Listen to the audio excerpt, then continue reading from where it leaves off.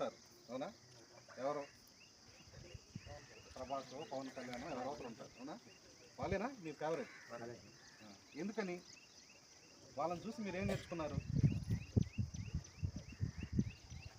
నిజమైనటువంటి హీరోలు స్క్రీన్ మీద ఉండరు.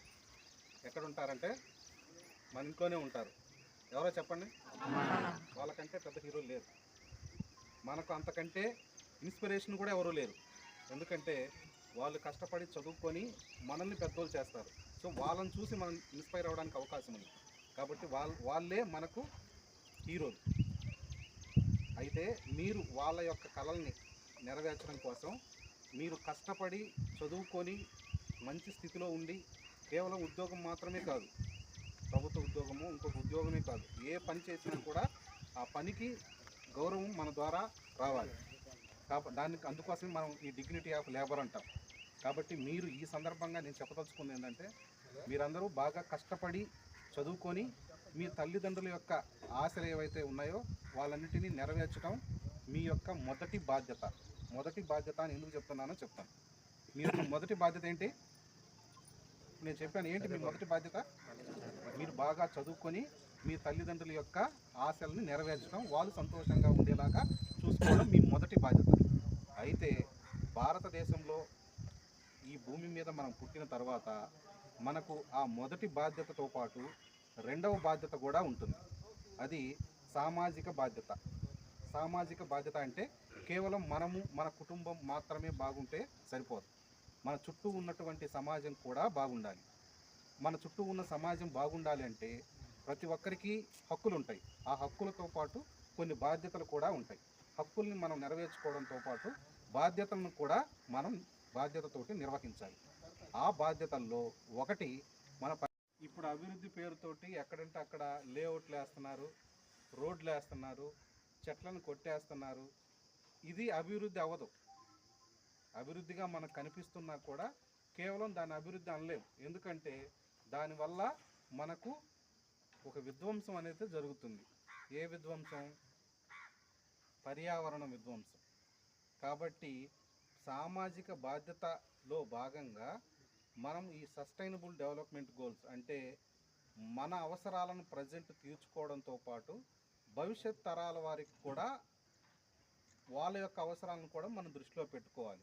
ఇప్పుడు విచ్చలవిడిగా ప్లాస్టిక్ వాడటం, విచ్చలవిడిగా పొలాలలో పురుగుల మందులు కానీ రసాయనిక ఎరువులు కానీ వాడడం వల్ల భూమి నిస్సారమైపోతుంది. చెట్లు కొట్టేయడం వల్ల గ్లోబల్ వార్మింగ్ అంటే కార్బన్ డైఆక్సైడ్, కార్బన్ మోనాక్సైడ్ లాంటి ఎక్కువైపోయి పర్యావరణం అంతా కూడా దెబ్బతింటుంది.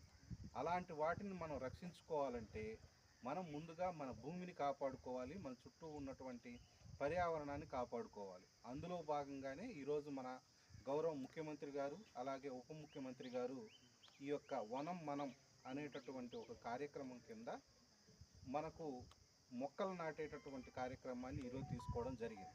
నిజంగా ఇది కేవలం ఒక మొక్క నాటడం అనేది కాదు అక్కడ.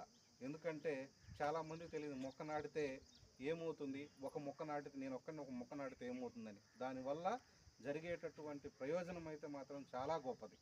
కాబట్టి ఒక బిడ్డ పుట్టిన తర్వాత ఆ తల్లిదండ్రులు ఆ బిడ్డని ఎంత జాగ్రత్తగా చూసుకుంటారో అలాగే ప్రాణం ఉన్నటువంటి కూడా మొక్కలు. కాబట్టి ఆ మొక్కలను కూడా మనము బాధ్యతతోటి పెంచినట్లయితే రెండవ బాధ్యత అది సామాజిక బాధ్యతతో మనము నెరవేర్చుకున్నట్టు.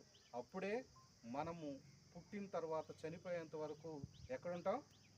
ఈ భూమి మీద ఉన్నట్టు. కాబట్టి ఆ భూమి యొక్క రుణాన్ని కూడా మనం ఈ మొక్కల పెంపకం ద్వారా మనం కొంత మేరకు నెరవేర్చుకోవడానికి అవకాశం ఉంది. కాబట్టి మీరందరూ కూడా సామాజిక బాధ్యతలో భాగంగా కేవలం ఇక్కడే కాదు, మీరు ఎక్కడైనా సరే మొక్కలు నాటుకోవడానికి అవకాశం ఉన్న ప్రతి చోటలో మీరు ఈ తరానికి కాదు వచ్చే తరానికి కూడా మీరు ఈ మొక్కలు నాటడం ద్వారా గొప్ప పని చేసినటువంటి వాళ్ళు అవుతారు.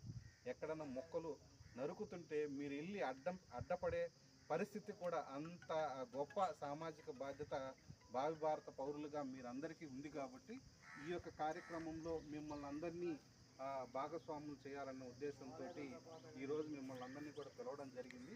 కాబట్టి ఇక్కడ నాటినటువంటి మొక్కల్ని మీరందరూ కూడా వీలైతే ఇక్కడ 130 మొక్కలు నాటుతున్నాం మనం ఇప్పుడు 120 వరకు.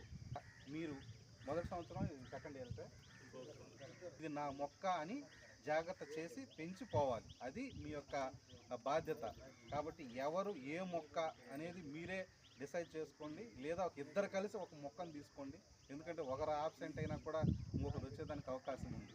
తర్వాత సెలవులు ఉన్నాయి, ఆ సెలవులప్పుడు కూడా మనకు ఉపాధి హామీ ద్వారా దాన్ని సంరక్షించడానికి అవకాశం ఉంది. కాబట్టి ఇక్కడ నాటేటటువంటి ప్రతి మొక్కని మీరు సొంత మొక్కలాగా మీరు ఫీల్ అయ్యి వీటన్నిటిని కూడా జాగ్రత్తగా కాపాడతారని, ఎందుకంటే ఇంతమంది పెద్దల ముందు మనం వాటిని నాటుతున్నాం, ఒక గొప్ప కార్యక్రమంలో భాగంగా దాన్ని మనం నాటుతున్నాం. కాబట్టి వాటన్నిటిని కూడా సంరక్షించుకోవాల్సినటువంటి బాధ్యత మన అందరి మీద ఉంది.